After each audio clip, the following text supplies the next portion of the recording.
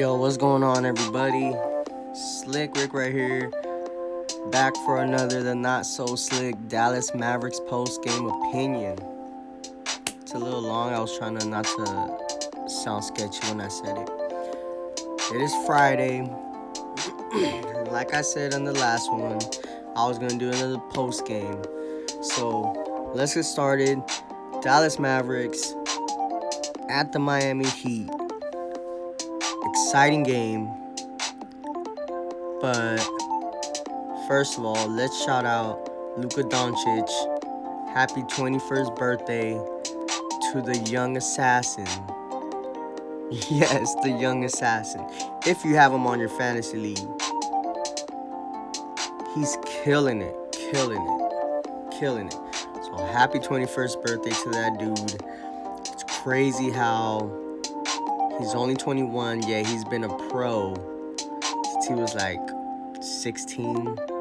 It's crazy. I haven't been anything since I was 16, and I'm 30, so I mean, it is what it is. Anyways, all right, let's get started with this.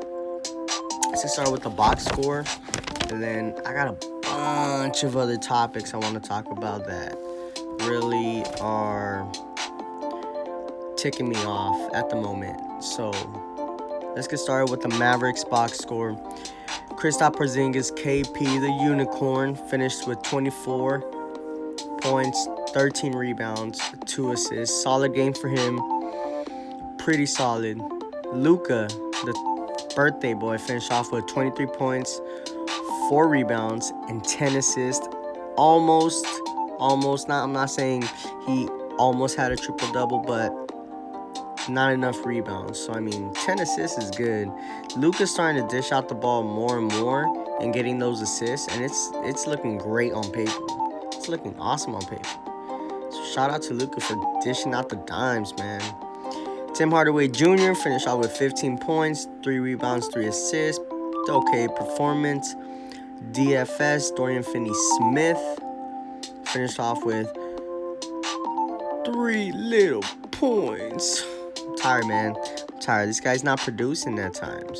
You know what I mean? Solid games the last 2, but this time it's like, dude, we need you to do more. 3 points, 3 rebounds, 2 assists. I mean, it is what it is. I'm not gonna get into it with Dorian Finney-Smith. And then let's get to Seth freaking Curry, man. Seth Curry. Oh my gosh. 37 points, 2 rebounds, 2 assists. Monster night for Seth Curry. He was just feeling it from 3-point. Amazing, man. He's doing it. He's my favorite Curry. I'm sorry. Shout out to Mitsu again. I'm sorry. He's my favorite Curry, man. Now, yeah, he hasn't been producing like his brother would up in Golden State. But, I mean, dude, Seth Curry is money. Straight money. You know what I mean? So, monster game for him. Let's get to the bench, because our bench was trash. I'm sorry. Compared to the Miami Heat's bench, our bench was basically a dumpster fire. And it's just, I don't know what's going on. Do we have a bench? We'll get into that later. Bench scoring, Kleba, 8 points, 6 rebounds, 3 assists. He tried his hardest. I get it. MKG, Michael Kidd-Gilchrist, 0 points again, 2 rebounds, an assist, 4 minutes played. See, I don't get the rotations with Rick Carlisle. I don't want to get into it. It's pissing me off low-key. I'm getting pretty pissed, man, but it is what it is. JJ Barea, 6 points, no rebounds, 1 assist. Barea's been there, so I mean, I don't know, man. I don't know what to say about JJ. I mean, he's a veteran dude. Knows how to control the court, man. It's crazy. Let's get with DeLon Wright. 2 points, 2 rebounds, 1 assist. Man. Let's get to Seth Curry first. Seth Curry balled out. I'm talking about balled out. I don't know if it was Luka's birthday, you know what I mean, or some they had I don't know if he told him I'm gonna fucking go off for you tonight because you're 21st, or if he was just feeling it in Miami. I'm not sure, but I love it. I wish Curry could do close to this. You know what I mean? Every day. You know, I would think realistically Seth Curry to be real dominant, and for him to be a threat on offense, he needs to at least average 20 to 22 points a game.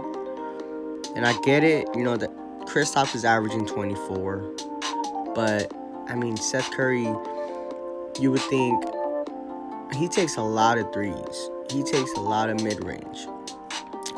I would think, you know what I mean, some of those are going in and out, you know what I mean, but it's high hopes for Seth Curry. He's been in the playoff run, so he knows.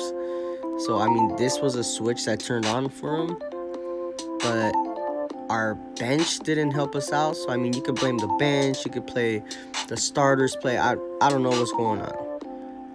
You know what I mean? But Seth Curry did it. And the Heat just kept scoring and scoring. Mavericks were doing good for up to 3 quarters. I mean, I saw a meme on Mavs Nation Facebook page that said if the NBA only had 3 quarters, the Mavericks would be the number 1 seed. Now, that's pretty comedy. I like that. I like that a lot. But I mean, there's not 3 quarters in the league though. You know, and that's the thing that sucks. Like, the Mavericks do so good up until the last quarter, and they just can't finish. It's you know, it happened in the last game. I talked about it against the Spurs, and it's not gonna be pretty if we can't finish in the fourth. So hopefully Rick Carlisle could finish doing his job, maybe do his job and coach these guys, or even put in more guys, you know what I mean, defenders in the last quarter. Give some of those main stars a break, like MKG. Why the hell are you giving them 4 points? Come on, man. And has anybody seen Willie Cauley-Stein? I don't know where Willie Cauley-Stein is. You know, didn't we trade for him? And then now he's, like, not even visible? Like, what's going on? I don't get it. I really don't get it. So, where's Willie Cauley-Stein? You know, we have no Dwight Powell. We have no big. I mean, KP's been doing it at the center position, man. He's on fire. And it's working for him. But we have players. Where the hell are they at? I don't get it. I don't know where they're at. So, something's got to change. The Heat's bench outscored the Mavs bench by, I think it was like 42 to 16. It's just, what's going on? What's going on? 42 to 16, bench scoring. Like, I get it. You got, you know, Iguodala. You got Crowder. You got Dragic. I didn't even know Dragic was on the bench. It's crazy, man. Crazy. He's a good player. You know what I mean? So, man, 42 to 16 is nuts. 42 to 16 is nuts. And the Heat only had 9 players active today. The Mavericks had 10. So you would have thought that we would have had the advantage bench-wise. But I guess not. I don't know what's going on with this Mavs team, man. Like, we can win the easy games, but we can't compete with the highest level. Yeah, we've beaten the Lakers, you know, we've beaten the Bucks, we've beaten the Celtics, like, you know what I mean? That's all good. But then you start going into those depth teams. You know, the teams that have the most depth at the bench. You know what I mean? And it's struggling. It's a struggling process for the Mavericks. So hopefully Rick Carlisle could get it fixed. And then hopefully we can start winning some more tough games. Because that's what it's going to be all about in the playoffs. Can you match up with that tough team, that higher seed? And if you can, dude, you're going to have a lot of success. But if you can't, you're going to struggle the most. You know what I mean? So it's so many things. It could be You know, the rotation that Rick Carlisle's doing. You know, Rick Carlisle's subbing the hot shooters when they starting to get hot. He'll sub them out. Like, what are you doing? Leave them in.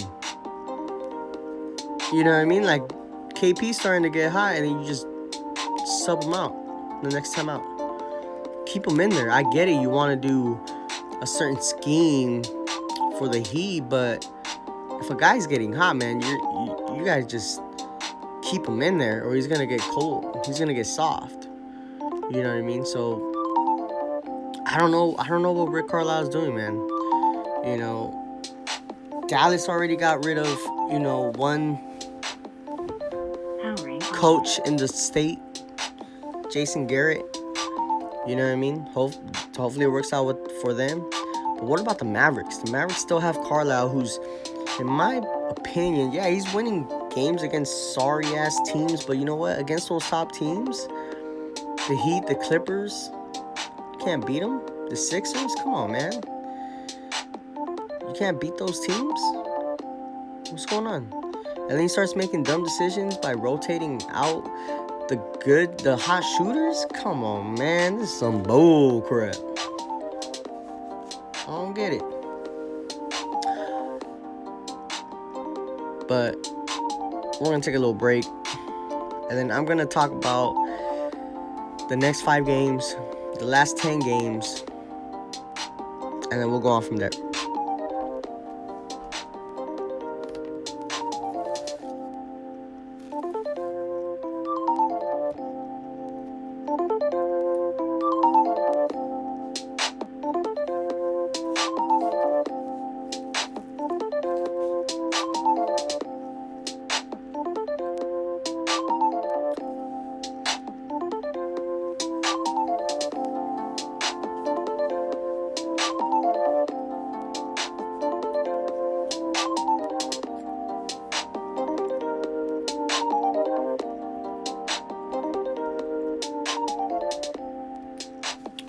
Alright, guys, we're back.